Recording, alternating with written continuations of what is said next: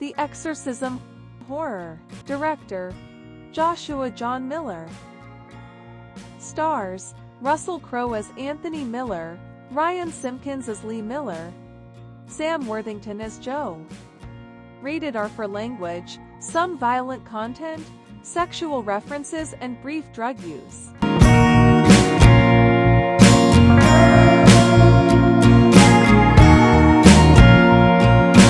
Anthony Miller, Russell Crowe, is a troubled actor who begins to unravel while shooting a supernatural horror film. His estranged daughter, Lee, Ryan Simpkins, wonders if he's slipping back into his past addictions or if there's something more sinister at play.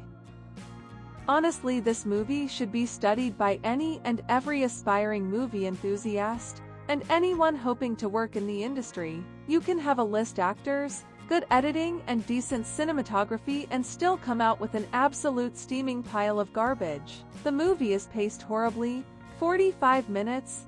I felt like I had been watching the movie for 2 hours. Not to mention the side characters, especially the priest feels like the most useless representation of a priest in a horror movie ever seen.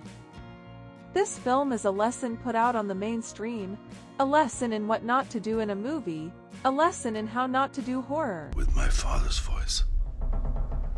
Okay. Here we go. Tony, it's okay. You're okay, alright? IMDb, 4.2. Metascore, 46. Rotten Tomatoes, 32. Pros. The meta quality of its concept makes for some fun jabs at the horror genre. Cons. The Exorcism abandons all the interesting ideas it sets up in the first act to give way to drab scare sequences. Russell Crowe gives a much less enlightened performance than his last horror venture.